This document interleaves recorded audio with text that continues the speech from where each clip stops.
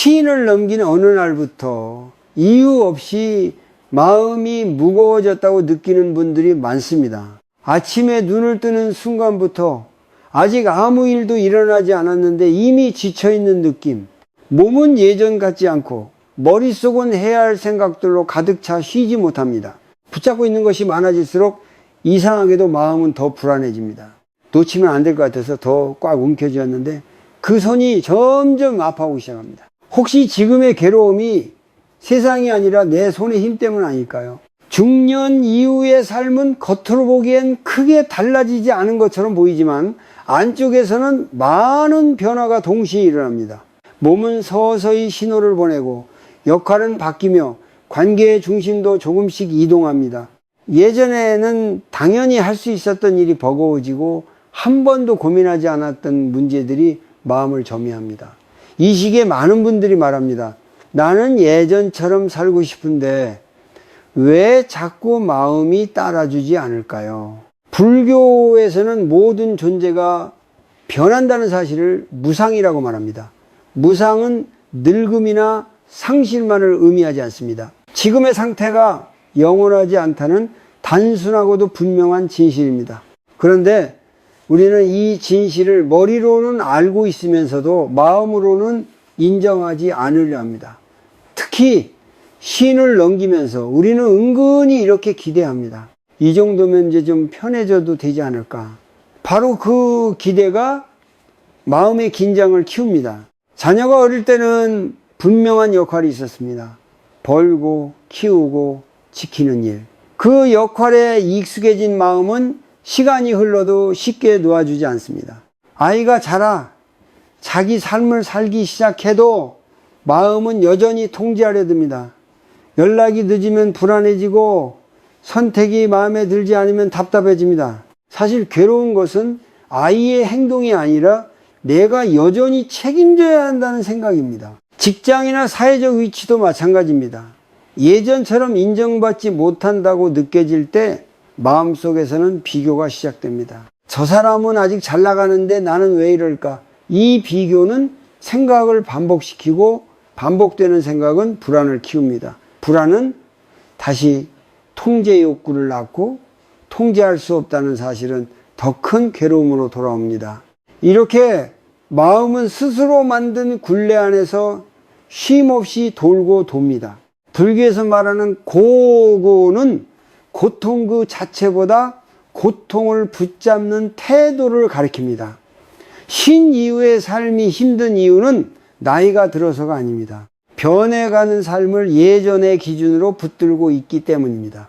이미 달라졌는데 마음만 과거에 머물러 있으니 괴로울 수밖에 없습니다.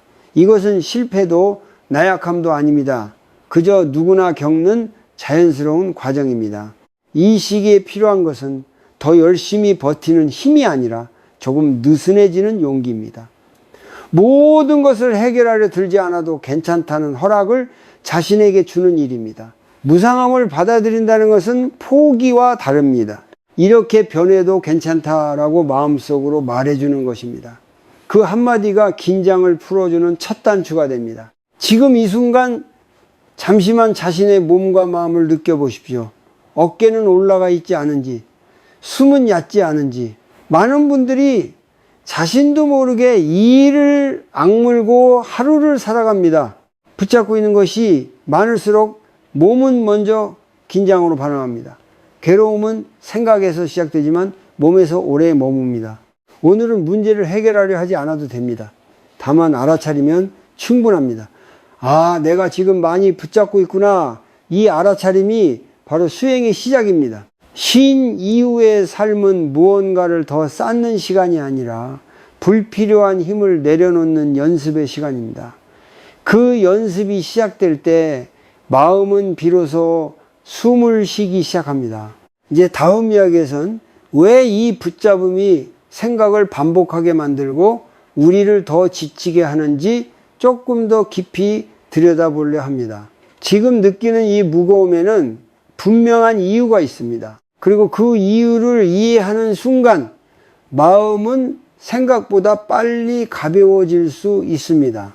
나이가 들수록 삶이 더 힘들어지는 이유를 묻는다면 많은 사람들은 몸 때문이라고 말합니다. 체력이 떨어지고 회복이 느려지고 여기저기 아픈 곳이 늘어나기 때문이라고 합니다. 하지만 조금 더 가까이 들여다보면 괴로움의 뿌리는 몸보다 마음에 더 가까이 있습니다. 정확히 말하면 지금의 삶이 과거와 달라졌다는 사실을 받아들이지 못하는 마음에서 시작됩니다. 젊은 시절에는 모든 것이 당연했습니다. 밤을 새워도 괜찮았고 무리해도 다시 회복할 수 있었습니다. 노력하면 결과가 따라온다는 믿음도 비교적 쉽게 유지할 수 있었습니다. 그런데 쉰을 넘기며 그 공식이 조금씩 어긋나기 시작합니다.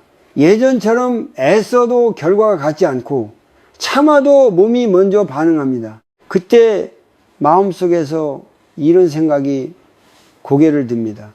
왜 나는 예전 같지 않을까? 이 질문은 자연스러워 보이지만 사실은 스스로에게 아주 가혹한 질문입니다. 왜냐하면 그 질문 속에는 전제가 숨어 있기 때문입니다. 나는 여전히 예전 같아야 한다는 전제입니다. 바로 이 기대가 중년 이후의 삶을 더 무겁게 만듭니다.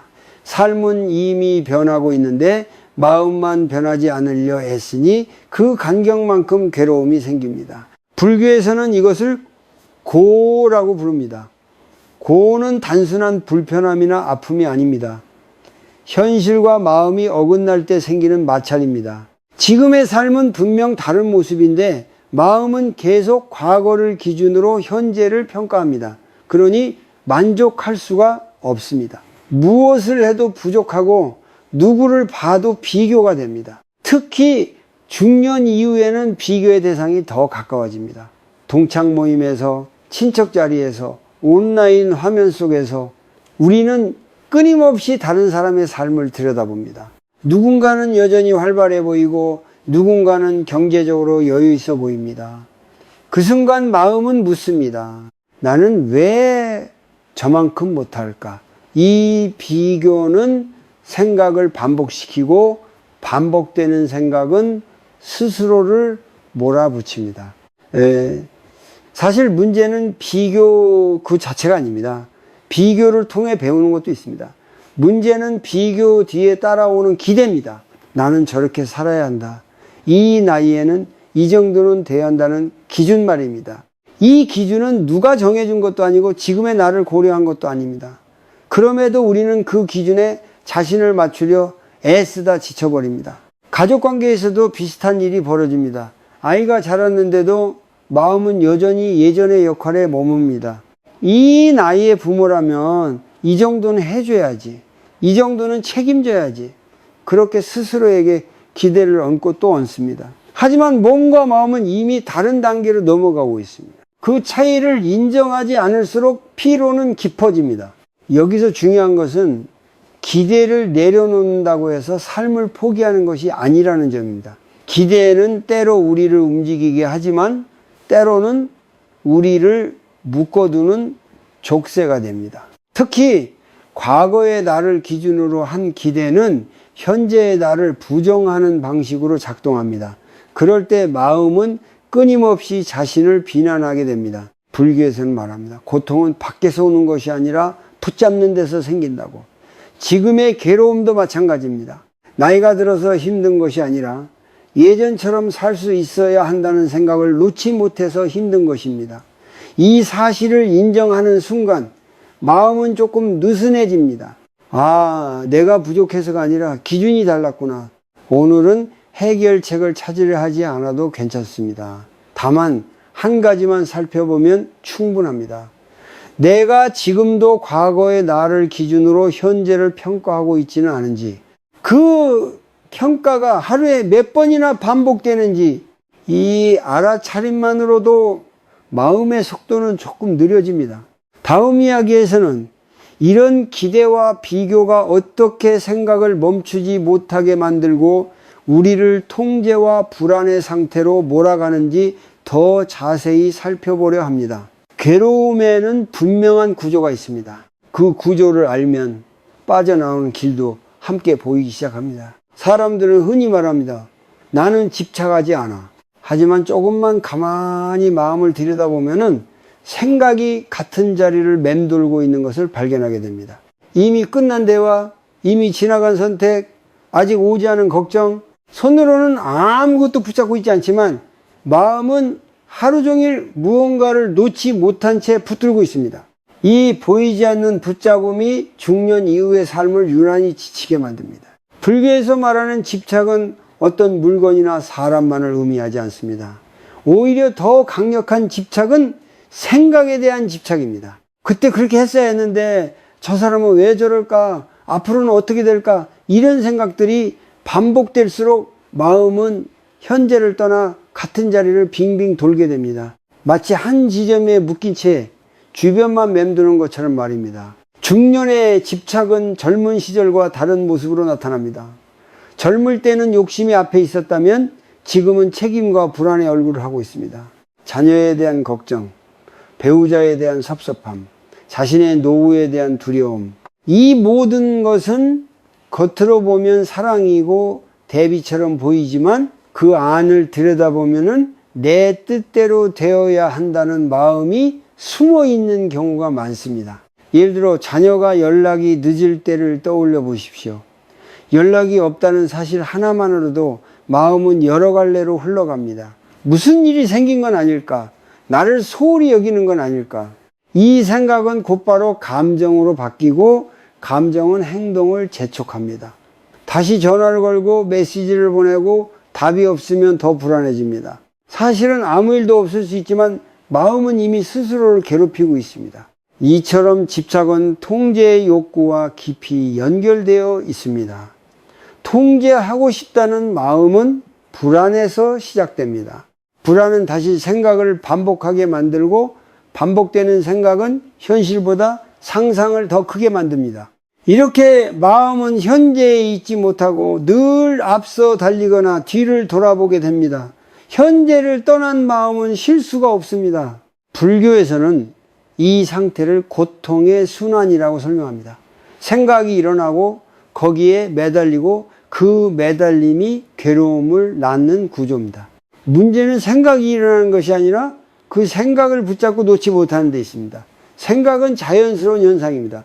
하지만 모든 생각이 따라가야 할 명령은 아닙니다. 중년 이후에 이 집착이 더 힘들게 느껴지는 이유는 삶에서 통제할 수 없는 영역이 늘어나기 때문입니다. 몸의 변화, 타인의 선택, 사회적 위치, 예전에는 노력으로 해결할 수 있다고 믿었던 것들이 더 이상 뜻대로 되지 않습니다. 그럴수록 마음은 더 강하게 붙잡으려 합니다. 놓치면 무너질 것 같기 때문입니다. 하지만 역설적으로 붙잡을수록 더 흔들립니다. 마음은 더 예민해지고 사소한 말에도 상처를 받습니다. 비교는 더 잦아지고 후회는 더 깊어집니다.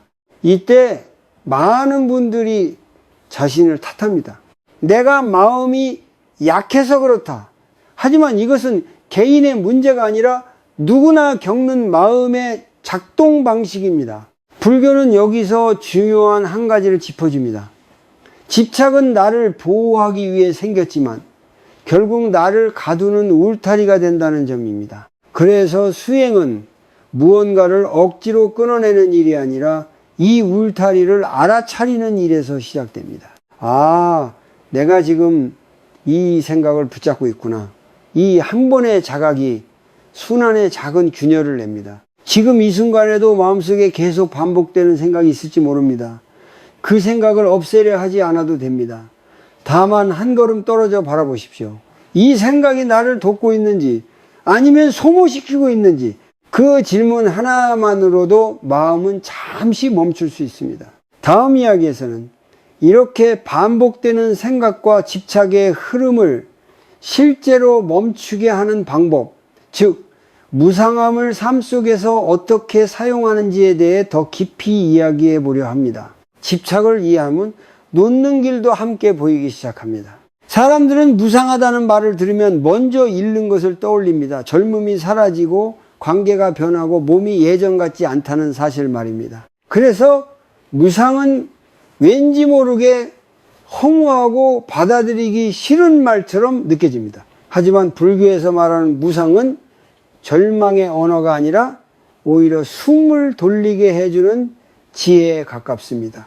무상이란 모든 것이 변한다는 뜻입니다. 이 말은 지금의 어려움도 영원하지 않다는 의미를 함께 품고 있습니다. 그런데 우리는 흔히 변하는 것은 바깥의 조건이라고 생각합니다. 환경, 사람, 상황이 변한다고만 여깁니다. 정작 함께 변할 수 있는 마음에 대해서는 잊고 지냅니다. 그래서 삶이 달라졌는데도 마음만은 옛자리에 머물러 괴로워집니다. 중년 이후에 자주 드는 감정 중 하나가 바로 막막함입니다. 예전에는 길이 보였는데 지금은 어디로 가야 할지 잘 모르겠다는 느낌. 이때 마음은 자연스럽게 과거를 붙잡습니다. 그때는 이렇지 않았는데, 하지만 과거를 기준으로 현재를 재단할수록 지금의 삶은 점점 좁아집니다. 이미 건너온 강을 다시 건너려 애쓰는 것과 같습니다. 무상함을 이해한다는 것은 과거를 부정하는 일이 아닙니다. 그때는 그때의 조건이 있었고 지금은 지금의 조건이 있다는 사실을 인정하는 것입니다. 몸이 달라졌다면 삶의 속도도 달라질 수 있습니다. 역할이 바뀌었다면 마음의 기준도 바뀔 수 있습니다. 변화를 거부하지 않을 때 무상은 더 이상 위협이 아닙니다. 불교에서는 고통이 생기는 이유를 변하지 않기를 바라는 마음에서 찾습니다. 변하는 것이 당연한데 마음은 계속 그대로 있기를 원합니다. 그래서 삶이 조금만 흔들려도 크게 괴로워집니다. 반대로 무상을 삶의 일부로 받아들이면 변화는 덜 날카롭게 다가옵니다. 아프더라도 무너지는 느낌은 줄어듭니다. 예를 들어 보겠습니다. 예전보다 쉽게 피곤해지는 몸을 떠올려 보십시오. 이 사실을 받아들이지 못하면 마음은 계속 불평합니다. 왜 이렇게 됐을까? 나는 아직 이럴 나이가 아닌데. 이 생각은 몸을 더 긴장시키고 회복을 늦춥니다. 반대로 이렇게 말해볼 수 있습니다. 지금의 몸은 나에게 다른 신호를 주고 있다. 그 순간 싸움은 멈추고 대화가 시작됩니다. 무상은 체념이 아니라 방향 전환입니다. 이전과 같은 방식으로는 더 이상 가지 못한다는 것을 인정할 때 새로운 길이 보입니다. 많은 중년들이 이 시기의 삶의 무게를 혼자서 견디려 합니다. 하지만 무상함을 받아들이는 순간 혼자 버티지 않아도 된다는 사실을 알게 됩니다. 지금의 나에게 맞는 방식이 따로 있다는 것을 깨닫게 됩니다. 이 과정에서 중요한 것은 감정을 억누르지 않는 것입니다. 서운함, 두려움, 허전함은 자연스러운 반응입니다. 무상을 이해한다고 해서 이런 감정이 사라지는 것은 아닙니다. 다만 그 감정에 휩쓸려 자신을 몰아붙이지 않게 됩니다. 감정이 올라오면 이렇게 말해볼 수 있습니다. 아, 이것도 지나가는구나. 그 한마디가 마음의 여지를 넓혀줍니다. 불교 수행에서 말하는 지혜는 특별한 상태가 아닙니다. 일상 속에서 이런 작은 전환이 쌓이는 것입니다. 무상을 알면 모든 것을 통제하려는 마음이 조금씩 느슨해집니다. 통제를 내려놓을 때 오히려 삶은 더 안정됩니다. 파도를 붙잡으려 하면 휩쓸리지만 흐름을 읽으면 몸을 맡길 수 있는 것과 같습니다. 지금 이 순간에도 삶은 변하고 있습니다. 그 변화는 멈출 수 없지만 그 변화를 대하는 태도는 바꿀 수 있습니다. 무상은 우리에게 선택지를 줍니다. 예전의 기준에 매달리며 괴로워할 것인지 아니면 지금의 조건에 맞게 마음을 조율할 것인지 그 선택이 중년 이후의 삶을 전혀 다른 방향으로 이끌 수 있습니다. 다음에서는 이렇게 변하는 삶 속에서 마음을 다시 현재로 데려오는 구체적인 방법, 즉 흔들릴 때 바로 쓸 수 있는 마음의 기술에 대해 이야기해 보려 합니다. 변화는 멈출 수 없지만 괴로움은 줄일 수 있습니다. 마음이 가장 괴로울 때는 지금 이 순간에 있지 않을 때입니다. 몸은 의자에 앉아 있는데 마음은 이미 다른 곳에 가 있습니다. 지나간 말 한마디에 머물러 있거나 아직 오지 않은 일을 걱정하고 있습니다. 이렇게 마음이 현재를 떠나 있는 동안 우리는 실제보다 훨씬 더 많은 에너지를 소모합니다. 그래서 하루가 끝나기도 전에 지쳐버립니다. 불교에서는 이 상태를 산란한 마음이라고 말합니다. 마음이 여기저기 흩어져 주인이 없는 상태입니다. 중년 이후에는 이 산란이 더 자주 느껴집니다. 책임은 여전히 남아있는데 몸과 상황은 예전 같지 않기 때문입니다. 그래서 마음은 더 앞서가거나 더 뒤를 돌아보며 스스로를 괴롭힙니다. 이때 필요한 것이 바로 정념, 즉 알아차림입니다. 정념은 특별한 수행의 이름이 아니라 마음을 지금 이 자리로 되돌리는 기술입니다. 많은 사람들이 마음을 다스린다고 하면 생각을 없애야 한다고 오해합니다. 하지만 정념은 생각을 없애는 것이 아니라 생각이 일어나고 있음을 알아차리는 일입니다. 예를 들어 누군가의 말이 마음에 걸렸을 때를 떠올려 보십시오. 그 말은 이미 끝났지만 마음은 계속해서 그 장면을 되풀이합니다. 그때 왜 나는 아직도 이걸 생각하고 있을까라고 자신을 꾸짖는 대신 이렇게 말해볼 수 있습니다. 아, 지금 생각이 반복되고 있구나. 이 한마디가 마음과 생각 사이에 작은 공간을 만들어줍니다. 정념은 항상 몸에서 시작하는 것이 좋습니다. 마음은 보이지 않지만 몸의 감각은 비교적 분명하기 때문입니다. 지금 숨이 어디까지 들어오고 있는지, 어깨와 턱에 힘이 들어가 있지는 않은지, 이런 신호를 알아차리는 순간 마음은 자연스럽게 현재로 돌아옵니다. 복잡한 설명보다 몸의 감각이 더 빠른 길을 안내해 줍니다. 중년의 삶에서 정념이 특히 중요한 이유는 감정의 여운이 길어지기 때문입니다. 젊을 때는 화가 나도 금방 다른 일에 주의를 빼앗겼지만 지금은 하나의 감정이 오래 머무릅니다. 정념은 그 감정을 억누르지 않으면서도 그 안에 빠져들지 않게 해줍니다. 마치 강물을 바라보듯 감정의 흐름을 지켜보는 태도입니다. 가족 관계에서도 정념은 큰 도움이 됩니다.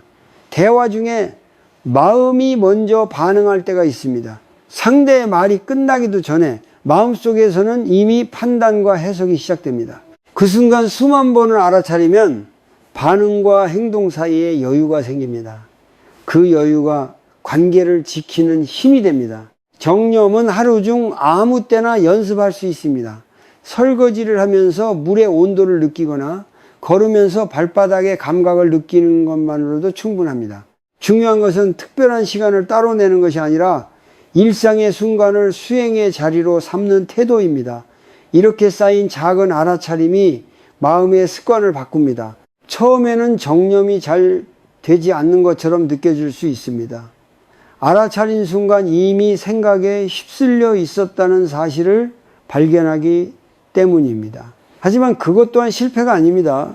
알아차렸다는 것 자체가 이미 깨어 있다는 증거입니다.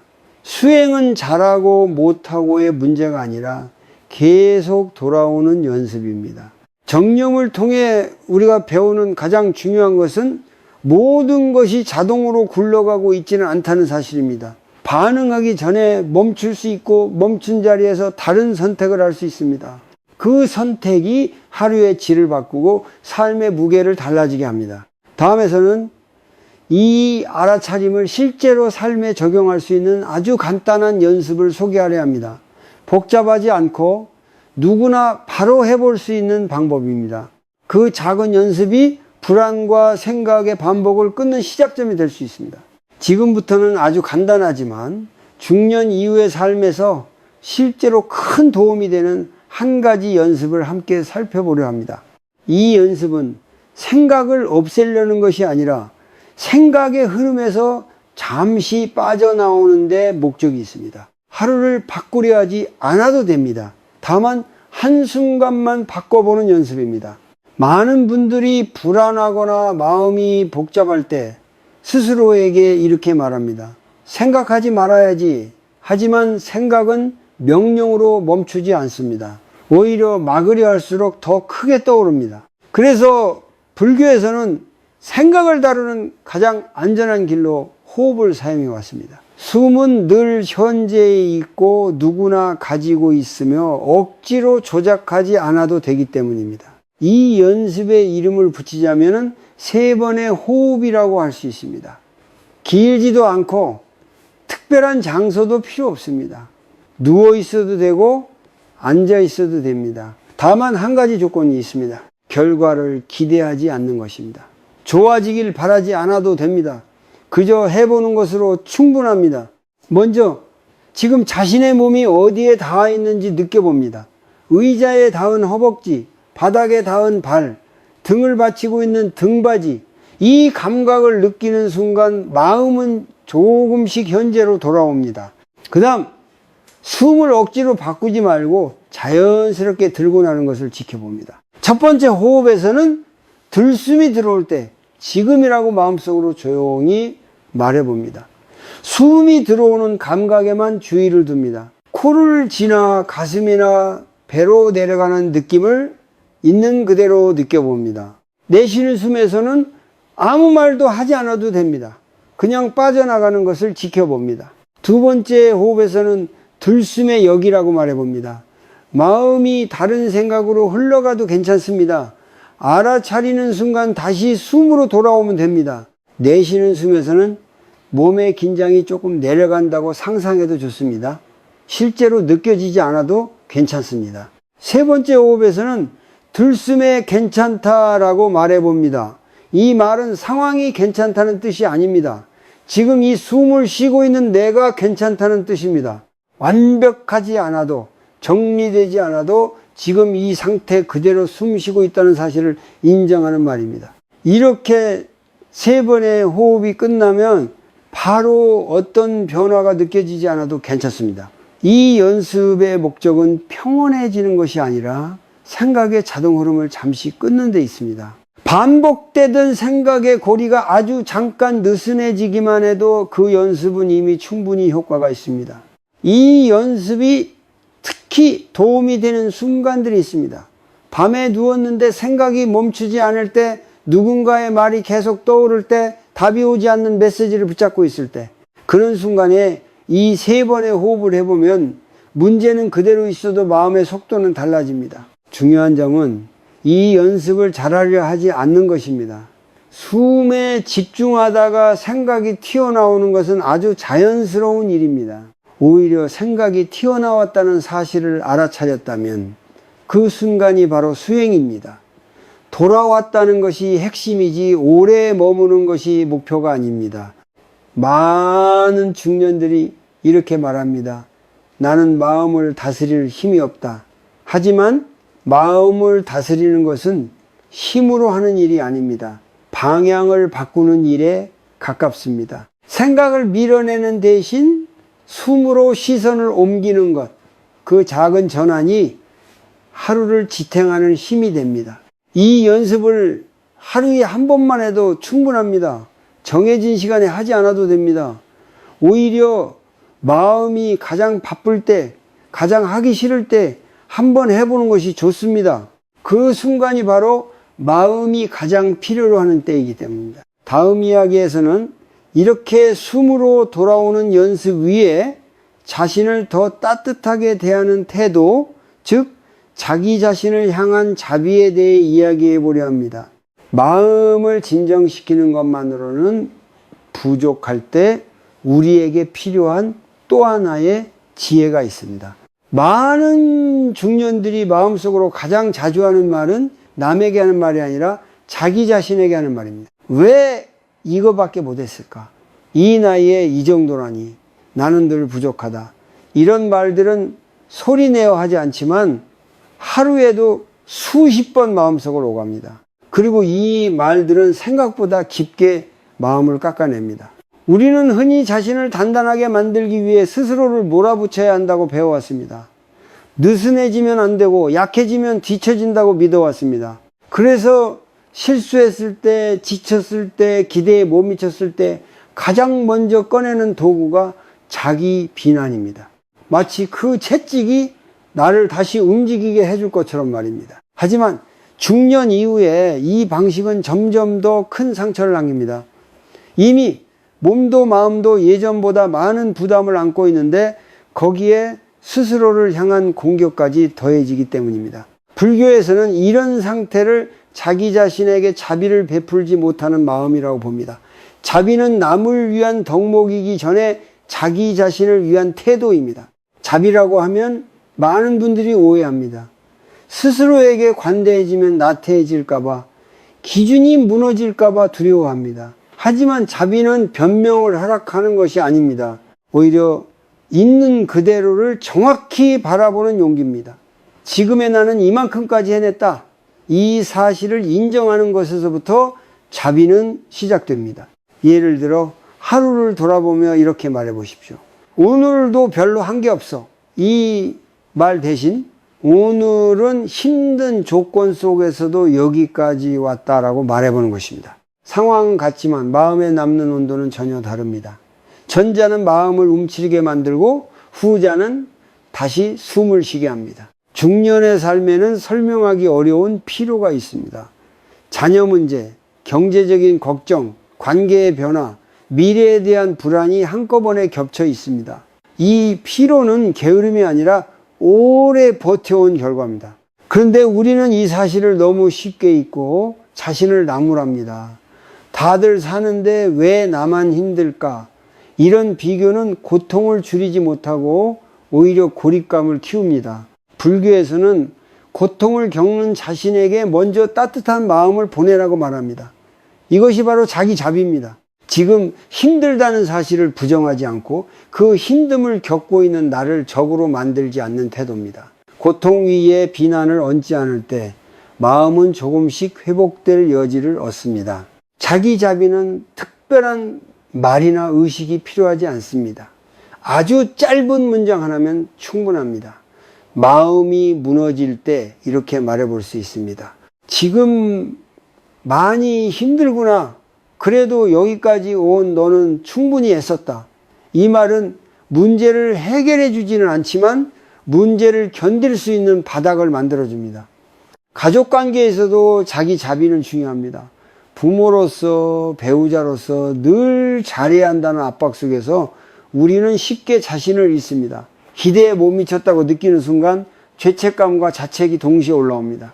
이때 자기 자비는 이렇게 말합니다. 완벽한 부모도 완벽한 배우자도 없다.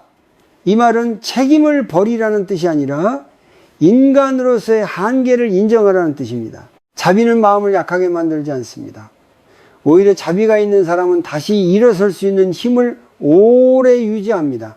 자신을 미워하면서 버티는 힘은 오래가지 못하지만 자신을 이해하며 가는 힘은 지속됩니다. 중년 이후의 삶에 필요한 것은 속도가 아니라 지속성입니다. 혹시 오늘 하루 스스로에게 너무 하시한 말을 하고 있지는 않았는지 돌아보십시오. 그 말이 사랑하는 사람에게는 참아하지 못할 말이라면 자기 자신에게도 다시 생각해 볼 필요가 있습니다. 마음은 들은 말을 그대로 믿는 성질이 있습니다. 어떤 말을 반복해서 들려주느냐에 따라 마음의 방향은 달라집니다. 다음 이야기에서는 이런 자기자비를 실제 관계 속에서 어떻게 사용해야 되는지, 특히 가족과의 거리와 연결 속에서 놓는 법이 무엇인지에 대해 이야기해 보려 합니다. 자비는 혼자만의 위안으로 끝나지 않고 관계를 다시 숨쉬게 하는 힘이 될 수 있습니다. 가족과의 관계에서 가장 많이 생기는 괴로움은 사랑이 없어서가 아니라 사랑의 방식이 어긋날 때 생깁니다. 특히 중년 이후에는 이 어긋남이 더 선명해집니다. 자녀는 자라서 자기 삶을 살기 시작하고 배우자는 예전과 다른 리듬을 갖게 됩니다. 그런데 마음은 여전히 과거의 방식으로 사랑하려 합니다. 그 간극에서 외로움과 서운함이 깊어집니다. 많은 부모들이 이렇게 말합니다. 나는 아이를 위해서 하는 건데, 그 말은 진심입니다. 하지만 그 진심 속에 내가 안심하기 위해, 내 불안을 줄이기 위해라는 마음이 섞여 있을 때가 많습니다. 아이가 전화를 늦게 받으면 걱정이 되고 선택이 마음에 들지 않으면 간섭하고 싶어집니다. 그 순간 마음은 사랑이 아니라 통제를 향해 움직입니다. 불교에서 말하는 집착은 바로 여기에서 시작됩니다. 상대를 위한다는 이름으로 내 기준과 기대를 붙잡는 것입니다. 하지만 성인이 된 자녀에게 예전의 방식으로 다가갈수록 관계는 가까워지기보다 더 멀어집니다. 아이는 숨이 막히고 부모는 서운해집니다. 결국 둘 다 외로워집니다. 배우자 관계에서도 비슷합니다. 오래 함께 살아왔기에 서로를 가장 잘한다고 믿습니다. 그래서 더 쉽게 판단하고 더 쉽게 실망합니다. 저 사람은 원래 저래. 왜 아직도 안 변하지? 이런 생각이 반복될수록 대화는 줄어들고 마음의 거리는 멀어집니다. 함께 있어도 혼자인 느낌이 드는 이유가 여기에 있습니다. 이때 필요한 것이 노음입니다. 하지만 많은 분들이 노음을 오해합니다. 놓는다는 것은 관심을 끊거나 책임을 버리거나 차갑게 거리를 두는 것이 아닙니다. 불교에서 말하는 노음은 상대를 내 불안의 해결책으로 삼지 않는 태도에 가깝습니다. 사랑하되 통제하지 않는 것입니다. 노음은 먼저 내 마음에서 시작됩니다. 상대가 내 기대대로 움직여주지 않을 때 올라오는 불안과 서운함을 그대로 상대에게 던지지 않는 연습입니다. 그 감정을 느끼지 말라는 뜻이 아닙니다. 다만 그 감정이 행동을 지휘하지 않게 하는 것입니다. 감정은 느끼되 선택은 잠시 미루는 것입니다. 예를 들어 자녀의 말 한마디가 마음에 걸렸을 때 바로 충고하거나 따지기보다 이렇게 멈춰볼 수 있습니다. 지금 이 불편함은 아이 때문이 아니라 내 기대 때문일 수 있다. 이 한 문장이 관계의 방향을 바꿉니다. 바로 말하지 않아도 괜찮다는 허락을 자신에게 주는 것입니다. 배우자와의 관계에서도 마찬가지입니다. 서운함이 올라올 때 상대를 바꾸려 들기보다 내 마음을 먼저 살펴봅니다. 내가 너무 당연하게 기대하고 있었구나. 이렇게 알아차리는 순간 말의 톤이 달라집니다. 공격이 줄어들고 설명이 늘어납니다. 이 작은 차이가 관계를 지켜줍니다. 중년 이후의 외로움은 종종 사람이 없어서가 아니라 기대가 충족되지 않아서 생깁니다. 함께 있어도 내가 원하는 방식으로 반응해주지 않으면 외롭다고 느낍니다. 하지만 기대를 조금 내려놓으면 이미 곁에 있는 관계가 다르게 보이기 시작합니다. 부족했던 것이 아니라 내가 너무 많은 것을 요구하고 있었음을 깨닫게 됩니다. 불교에서는 연민과 자비를 관계의 바탕으로 삼으라고 말합니다. 연민은 상대의 입장을 헤아리는 마음이고 자비는 그 다름을 허용하는 힘입니다. 자녀는 자녀의 삶이 있고 배우자는 배우자의 세계가 있습니다. 그 사실을 인정할 때 관계는 소유가 아니라 동행이 됩니다. 노음은 단번에 이루어지지 않습니다. 매번 다시 붙잡고 또 알아차리고 다시 내려놓는 반복입니다. 하지만 그 반복 속에서 마음은 점점 부드러워집니다. 가족을 사랑하면서도 덜 다치고 덜 지치게 됩니다.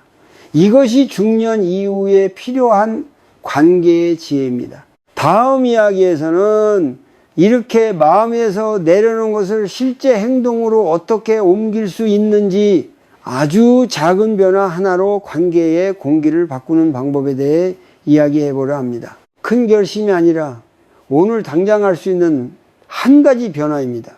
지금까지 마음의 구조를 이해했다면 이제는 아주 작은 행동 하나를 바꿔볼 차례입니다. 불교에서는 깨달음이 생각에서 끝나지 않고 삶의 태도로 이어질 때 비로소 의미가 있다고 말합니다. 하지만 중년 이후의 삶에서 큰 결심이나 극적인 변화는 오히려 부담이 됩니다. 그래서 필요한 것은 작고 분명한 행동입니다. 매일 반복할 수 있을 만큼 작고 효과는 분명한 행동 말입니다. 첫 번째로 제안하고 싶은 변화는 반응을 한 박자 늦추는 것입니다.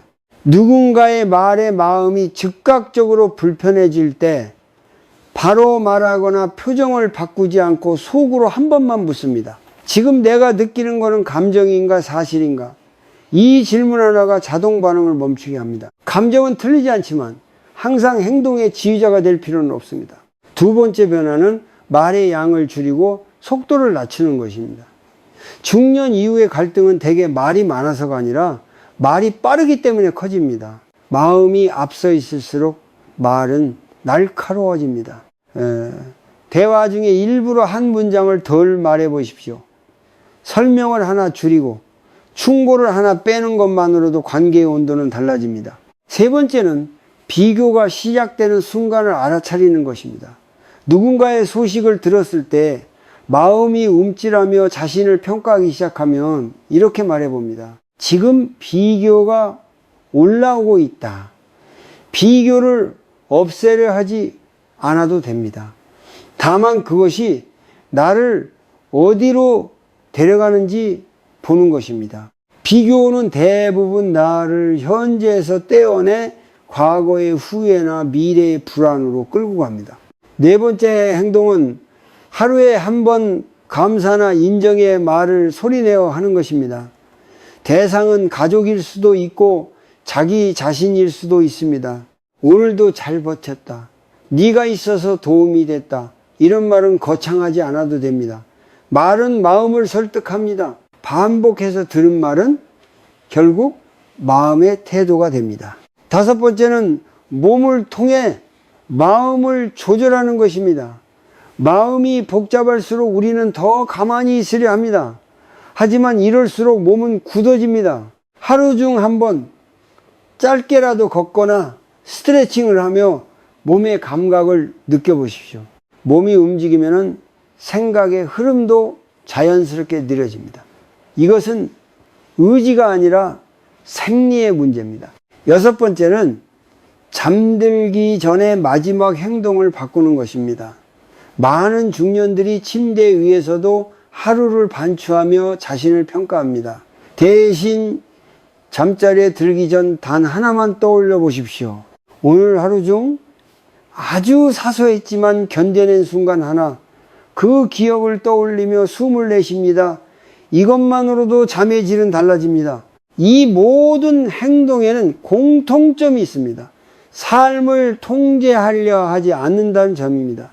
대신 방향을 아주 조금 바꾸는 것입니다. 불교에서 말하는 수행은 거창한 목표가 아니라 반복 가능한 선택입니다. 하루에 한 번, 한 문장, 한 호흡, 한 걸음, 이 작은 선택들이 쌓이면 마음의 기본 상태가 달라집니다. 중요한 것은 한 번에 하나만 선택하는 것입니다. 여러 개를 동시에 하려 하면 금방 지칩니다. 오늘은 말의 속도를 낮추는 것 하나만, 내일은 비교를 알아차리는 것 하나만, 그렇게 충분합니다. 수행은 완벽함이 아니라 지속성의 문제입니다. 다음 이야기에서는 지금까지의 모든 내용을 하나로 묶어 중년 이후의 삶을 지탱하는 세 가지 중심, 즉 마음을 잃지 않는 기준에 대해 이야기해 보려 합니다. 복잡해 보였던 길이 의외로 단순하게 정리될 수 있습니다. 이제 이 이야기를 하나의 자리로 모아볼 시간입니다. 중년 이후의 삶을 힘들게 만드는 것은 사건 그 자체가 아니라 그 사건을 대하는 마음의 기준이 흔들릴 때입니다. 몸은 변하고 관계는 달라지고 미래는 예전보다 더 불확실해집니다. 하지만 이 모든 변화 속에서도 삶을 지탱해주는 중심은 분명히 있습니다. 불교에서는 그 중심을 세 가지로 이야기합니다.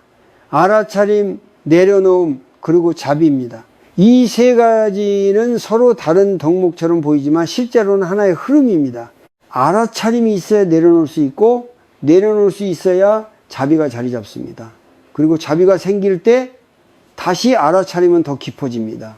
먼저 알아차림입니다. 알아차림은 특별한 상태가 아닙니다. 지금 내가 무엇을 느끼고 있는지, 어디에서 긴장하고 있는지를 솔직하게 보는 태도입니다.